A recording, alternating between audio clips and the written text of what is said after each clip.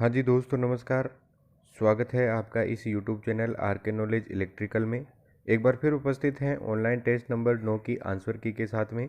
जिन्होंने टेस्ट दिया है वो इस वीडियो को ज़रूर देखें और अपने आंसर का मिलान करें। जिन्होंने टेस्ट नहीं दिया है वो भी इस वीडियो को ज़रूर देखें, क्योंकि इस वीडियो में अपन इलेक्ट्रिशियन थ्योरी से रिलेटेड कुछ 15 क्वेश्चन पर अपन बात करने वाले हैं। टेस्ट में कुल 15 क्वेश्चन है, लेकिन उनसे रिलेटेड कुछ अन्य क्वेश्चनों पर भी डिटेल अपन बात करेंगे।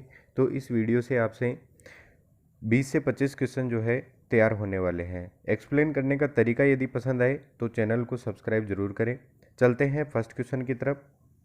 क्वेश्चन नंबर 1 है, किसी पदार्थ का प्रतिरोध कम होता है यदि उसमें मुक्त इलेक्ट्रॉनों की संख्या अधिक हो जाए, वस्तु का तापमान बढ़ जाए या मुक्त इलेक्ट्रॉनों की संख्या कम हो जाए। यहाँ पर आपको दो ऑप्शन जो है वो सही हो सकते हैं, या दो ऑप्शन आपको कंफ्यूज कर सकते हैं। ए और बी ऑप्शन जो है यहाँ पर बता रखा है कि मुक्त इलेक्ट्रॉनों की संख्या अधिक हो जाए तो उसका प्रतिरोध कम हो जाता है। तो इस क्वेश्चन का राइट आंसर होगा ऑप्शन ए।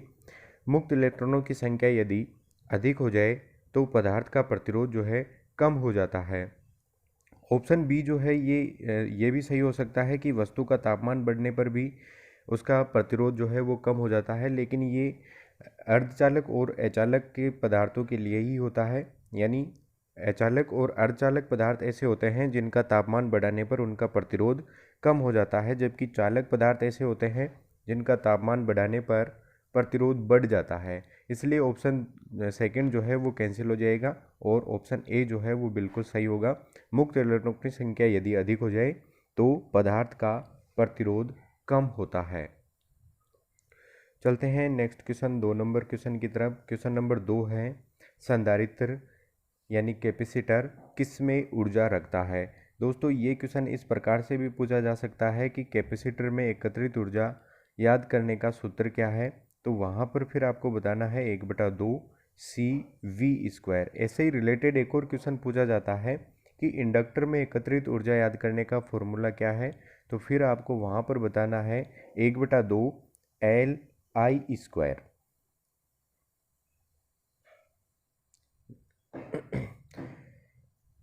यहाँ पर अभी पूछा गया है कि संधारित्र किस में ऊर्जा रखता है, कैपेसिटर जो है वो किस में ऊर्जा रखता है। तो यहाँ पे ऑप्शन है विद्युत चुंबकीय क्षेत्र में, चुंबकीय क्षेत्र में, वैद्युतिक स्थैतिक क्षेत्र में।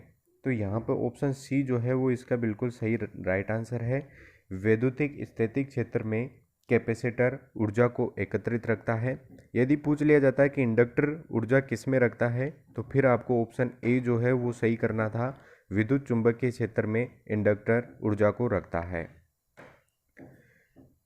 3 नंबर क्वेश्चन है, नमी वाले स्थान पर हम किसको प्राथमिकता देंगे। नमी वाले स्थान पर यहाँ पर वायरिंग के ऑप्शन दे रखे हैं। क्लीट वायरिंग आप नमी वाले स्थान पर कर सकते हैं, केसिंग केपिंग, कंड्यूट वायरिंग या बेटन वायरिंग। तो यहाँ पर सही है, इसका राइट आंसर जो है वो होगा अपना ऑप्शन सी, यानी कंड्यूट वायरिंग। इसको कंड्यूट पाइप वायरिंग भी बोला जाता है। तो कंड्यूट पाइप वायरिंग जो है वो नमी वाले स्थान पर अपन कर सकते हैं। क्लीट वायरिंग जो है ये ओपन वायरिंग है, अस्थायी वायरिंग का ही एक प्रकार है। तो ये नहीं हो सकती, केसिंग केपिंग भी नहीं हो सकती, बेटन वायरिंग नहीं हो सकती। ऑप्शन सी इसका राइट आंसर होगा। कंड्यूट पाइप वायरिंग जो है वो नमी वाले स्थानों के लिए उपयुक्त मानी जाती है। 4 नंबर क्वेश्चन है, डीसी सप्लाई पर फ्लोरोसेंट ट्यूब कार्य करते समय आर्क को नियंत्रित करने के लिए क्या लगाते हैं। देखिए यहाँ पे फ्लोरोसेंट ट्यूब जो है वो आपको डीसी पर प्रचालित करनी है। डीसी पर जब इसको प्रचालित करेंगे तो फ्लोरोसेंट ट्यूब की संरचना में कुछ चेंज करना होता है। तो वहाँ पर डीसी सप्लाई पर इसको चलाने के लिए उसमें उसके सीरीज में प्रतिरोधक लगाए जाते हैं। चोक भी उसमें लगाना होगा, ये तो फिक्स ही है, इसके बिना तो स्टार्ट नहीं हो पाएगी।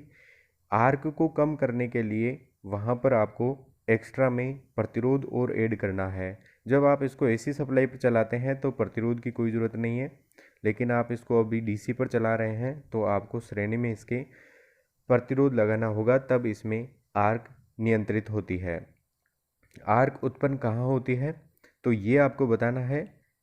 जो स्टार्टर होता है, स्टार्टर के टर्मिनल तथा उसके फिलामेंट जो है वहाँ पर आर्क जो बनती है उसको नियंत्रित करने के लिए श्रेणी में उसके प्रतिरोध लगाए जाते हैं। 5 नंबर क्वेश्चन की तरफ चलते हैं। क्वेश्चन नंबर अच्छा है ये 5, देखते हैं इसको। लाइटिंग स्थापना में इस लैंप का उपयोग स्ट्रोबोस्कोपिक प्रभाव खालिस्तान के कारण बनता है। स्ट्रोबोस्कोपिक प्रभाव एक ऐसा प्रभाव है जिसमें कोई भी घूमती हुई वस्तुएं उल्टी घूमती हुई प्रतीत होती है, ये इस प्रकार का प्रभाव है। तो यहाँ पर पूछा गया है कि कौन सी लाइटिंग स्थापना में, तो क्या ये फिलामेंट लैंप में उत्पन्न होता है, डिस्चार्ज लैंप में होता है, या दोनों में होता है, या इनमें से कोई नहीं। तो इस क्वेश्चन का राइट आंसर होगा ऑप्शन बी, डिस्चार्ज लैंप के अंदर, डिस्चार्ज लैंपों के अंदर ये स्ट्रोबोस्कोपिक प्रभाव उत्पन्न होता है। 6 नंबर क्वेश्चन है, 50 हर्ट्ज वाली अल्टरनेटिंग करंट पर कैपेसिटर का रिएक्टेंस 5 ओम है। यदि आवृत्ति 100 हर्ट्ज तक बढ़ा दी जाए तो उसका रिएक्टेंस क्या होगा। देखिए दोस्तों, कैपेसिटर रिएक्टेंस यानी अक्स सी याद करने का फॉर्मूला है 1/1/2 पाई एफ सी, 1/2 पाई एफ सी इसका फॉर्मूला है। तो यहाँ पर आप इसको देखोगे तो कैपेसिटिव रिएक्टेंस जो है वो फ्रीक्वेंसी से विलोमानुपाती है। यहाँ पर आपको बता रखा है कि जब फ्रीक्वेंसी 50 हर्ट्ज थी तब इस रिएक्टेंस का मान 5 ओम था, और अब इस 50 हर्ट्ज को 100 हर्ट्ज कर दिया जाए यानी दोगुना कर दिया जाए तो फिर इस रिएक्टेंस का क्या होगा। तो देखिए ये दोनों विलोमानुपाती है। जब फ्रीक्वेंसी दोगुना होती है तो रिएक्टेंस दोगुना कम हो जाएगा, यानी 5 से 2.5 ही रह जाएगा। तो इस क्वेश्चन का राइट आंसर होगा ऑप्शन सी, 2.5 इसका रिएक्टेंस रह जाएगा। आगे चलते हैं क्वेश्चन नंबर 7 की तरफ। क्वेश्चन नंबर 7 है, एक ऐसी सर्किट द्वारा ली गई आभासी शक्ति 20 केवीए है और एक्टिव पावर 16 किलोवाट है। सर्किट की रिएक्टिव पावर कितनी होगी।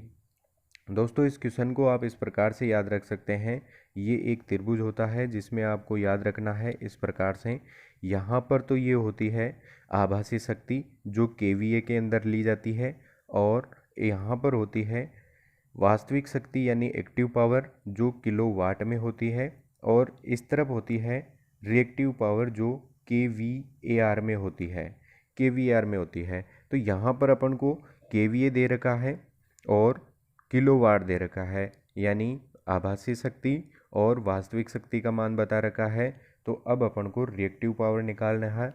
तो यहाँ पर आपको इसमें त्रिभुज वाला फॉर्मूला लगाना है। देखो आपको करंट दे रखा है और आधार दे रखा है, लंब आप इसको निकाल सकते हैं। किस प्रकार से करेंगे, जब आप इसमें लंब निकालेंगे तो करंट स्क्वायर माइनस आधार स्क्वायर कर देंगे। करंट का स्क्वायर यानी 20 का स्क्वायर करना है, माइनस करना है इसमें आधार का स्क्वायर यानी 16 का स्क्वायर करके माइनस करना है।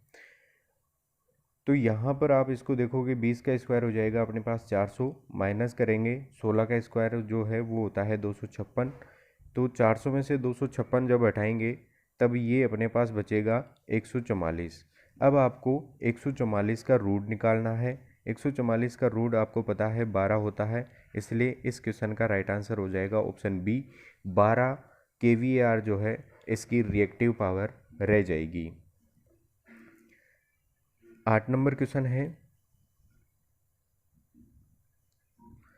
शुद्ध प्रतिरोधी परिपथ में वोल्टता तथा धारा के बीच कोण का मान कितना होता है। शुद्ध रेजिस्टिव परिपथ है, शुद्ध रेजिस्टिव परिपथ है तो उस समय करंट तथा वोल्टेज के मध्य 0 डिग्री का फेज अंतर होता है। यदि आपसे पूछ लिया जाता कि इंडक्टिव सर्किट है, शुद्ध इंडक्टिव सर्किट है, तो वहाँ पर फिर वोल्टेज और धारा के मध्य आपको 90 डिग्री का अंतर बताना है। इंडक्टिव हो या फिर शुद्ध कैपेसिटिव हो, वहाँ पर आपको 90 डिग्री का अंतर ही बताना है। यदि कैपेसिटिव हो तो वो लीडिंग प्रकार का होता है, और इंडक्टिव हो तो वो हो लैगिंग प्रकार का होता है। अभी इस क्वेश्चन का राइट आंसर होगा ऑप्शन डी, 0 डिग्री का फेज अंतर रहता है। 9 नंबर क्वेश्चन है, ट्रांसफॉर्मर में इस वाइंडिंग तार का क्रॉस सेक्शन क्षेत्रफल अधिक होता है। ट्रांसफार्मर में दो वाइंडिंग होती है, प्राइमरी और सेकेंडरी। तो यहाँ पर अभी अपन से पूछा गया है कि कौन सी वाइंडिंग का क्रॉस सेक्शनल क्षेत्रफल जो है वो अधिक होगा, यानी कौन सी ऐसी वाइंडिंग है जिसमें तार का आकार जो है वो मोटा रखा जाएगा, बड़ा होगा। तो प्राइमरी और सेकेंडरी से अपन डिफाइन नहीं कर सकते, यहाँ पर आपको वोल्टेज के अनुसार देखना होगा। हाई वोल्टेज वाइंडिंग है ये पतले वायर की होगी, और लो वोल्टेज वाइंडिंग मोटे वायर की होगी, इसलिए इस क्वेश्चन का राइट आंसर होगा option D. Low voltage winding जो है इसका क्रॉस सेक्शनल क्षेत्रफल अधिक होगा। अगला क्वेश्चन है, ट्रांसफॉर्मर ओपन सर्किट में दर्शाता है। ट्रांसफॉर्मर ओपन सर्किट परीक्षण में क्या दर्शाता है? तो यहाँ पर बताना है अपन को कि वह आयरन लॉस दर्शाता है, कॉपर हानियाँ, या दोनों, या घर्षण हानियाँ। तो ट्रांसफॉर्मर का जब ओपन सर्किट परीक्षण किया जाता है तो उसमें अपन को आयरन लॉस पता चलता है, लो सतियों का पता चलता है, और जब शॉर्ट सर्किट परीक्षण किया जाता है तब वहाँ पर अपन को ताम्र सती यानी कॉपर हानियों का पता चलता है। घर्षण हानियाँ इसके अंदर ट्रांसफार्मर में नहीं होती है, इसलिए ट्रांसफार्मर की दक्षता अदर मशीनों से अधिक भी रखी जाती है। तो इस क्वेश्चन का अभी राइट आंसर होगा ऑप्शन ए। लोह सतियाँ पता करने के लिए ओपन सर्किट परीक्षण किया जाता है। 11 नंबर क्वेश्चन है, करंट मापने वाले मीटर को ठीक करके वोल्टेज माप सकते हैं। यदि आपके पास एक एम्पियर मीटर है, एम्पियर मीटर को आपको वोल्टमीटर बनाना है, यानी करंट मापने वाले मीटर से वोल्टेज मापना है। तो देखिए दोस्तों, इस प्रकार से ये कोई एम्पियर मीटर है, आपको पता है एम्पियर मीटर श्रेणी क्रम में लगता है। यदि अब आप इसको समांतर क्रम में लगाना चाहते हो तो समांतर क्रम में जुड़ने वाला मीटर वोल्टमीटर होता है, उसका प्रतिरोध बहुत अधिक होता है, जबकि अपने पास एम्पियर मीटर है, इसका प्रतिरोध बहुत कम है। तो एम्पियर मीटर को वोल्टमीटर बढ़ाना है तो इसके साथ में आपको क्या करना पड़ेगा, श्रेणी क्रम में एक उच्च मान का रेजिस्टेंस जोड़ना होगा, हाई रेजिस्टेंस जोड़ना होगा। अब आप इसको समांतर क्रम में जोड़ सकते हो और समांतर क्रम में जोड़ के इसको वोल्टमीटर की तरह यूज कर सकते हो। इसके स्केल में जो है वो कैलिब्रेटेड करके पैमाना अलग कर दिया जाता है, तो वहाँ पर अपन सीधे वोल्टेज में इसका मान पढ़ सकते हैं। तो यहाँ पर इस क्वेश्चन का राइट आंसर क्या होगा, सीरीज में प्रतिरोध जोड़कर एम्पियर मीटर को वोल्टमीटर में बदला जा सकता है। समांतर में जब प्रतिरोध जोड़ते हैं तो वोल्टमीटर को एम्पियर मीटर में बदलने के लिए उसके समांतर क्रम में प्रतिरोध जोड़ा जाता है, तब इसका राइट आंसर ऑप्शन बी होता। अभी इस क्वेश्चन का राइट आंसर ऑप्शन ए रहेगा। सीरीज में प्रतिरोध जोड़कर एम्पियर मीटर को वोल्टमीटर में बदल सकते हैं। 12 नंबर क्वेश्चन है, ऊर्जा मापी शक्ति उपयोग न करने पर भी धीरे धीरे चलता है, मापी में किस प्रकार का दोष है? एक एनर्जी मीटर है, और एनर्जी मीटर जो है यानी KWH मीटर है, और इसको जो है अपन यहाँ से इसमें इनपुट देते हैं, सप्लाई से जोड़ते हैं, और इधर आउटपुट से जोड़ा जाता है। अभी क्वेश्चन में बता रखा है कि आउटपुट में कोई भी लोड कनेक्ट नहीं है, लेकिन फिर भी एनर्जी मीटर जो है धीरे धीरे चलता रहता है और यूनिट दर्शाता है। तो इस दोष को क्या कहा जाता है? तो इस दोष को क्रिम्पिंग दोष कहा जाता है। क्रिम्पिंग दोष यहाँ पर ऑप्शन जो है अलग करके दे रखा है। क्रिम्पिंग दोष को विसर्पण दोष भी बोला जाता है। तो यहाँ पर आपको ऑप्शन सी इसका राइट आंसर करना है, विसर्पण दोष यानी क्रिम्पिंग दोष। इसके निवारण के लिए जो इसकी एल्यूमिनियम की डिस्क है उस पर आमने सामने दो छिद्र कर दिए जाते हैं। वेरी मोस्ट क्वेश्चन है, इसको याद रखना है आपको। तो विसर्पण दोष यानी क्रिम्पिंग दोष की त्रुटि होती है इसमें, जब बिना लोड के ही एनर्जी मीटर रीडिंग दर्शाता रहता है। 13 नंबर क्वेश्चन है, निम्न में से किस पदार्थ का प्रतिरोध NTC होता है? NTC मतलब negative temperature coefficient.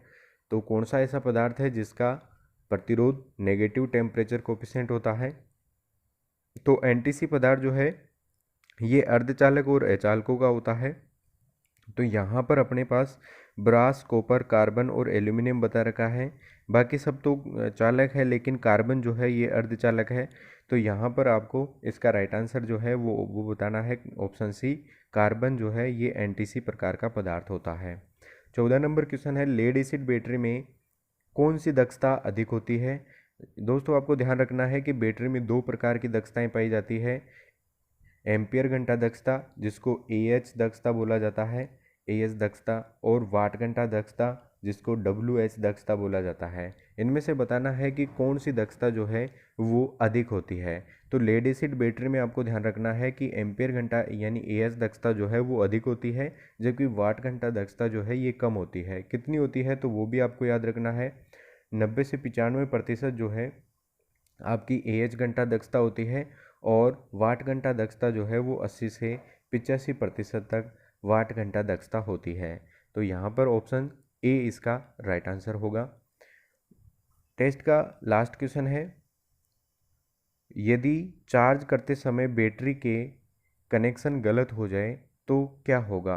Very important question है, आप इसको याद रखें। यदि बैटरी को चार्जिंग करते समय उसके कनेक्शन गलत हो जाए, कनेक्शन गलत होने का मतलब ये है कि यहाँ पर अपने पास कोई बैटरी है, इसका ये पॉजिटिव सिरा है और ये नेगेटिव सिरा है।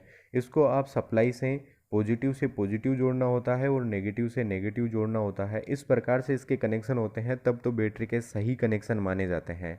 लेकिन जब इसके कनेक्शन उल्टे कर दिए जाए, विपरीत हो जाए, पॉजिटिव को नेगेटिव से जोड़ दिया जाए और नेगेटिव को पॉजिटिव से जोड़ दिया जाए, तब इस बैटरी में क्या होगा, ये क्वेश्चन है। तो यहाँ पर पूछा ऑप्शन जो है वो है अपने पास, बैटरी अधिक करंट लेगी, बैटरी जो है ये क्या अधिक करंट लेगी, या करंट बहुत कम लेगी, बिल्कुल करंट नहीं लेगी, बैटरी कम समय में ही चार्ज हो जाएगी। तो ऐसा कुछ नहीं है, यहाँ पर आपको बताना है कि बैटरी जो है ये अधिक करंट लेने लग जाएगी यदि उसके कनेक्शन विपरीत हो जाए तो।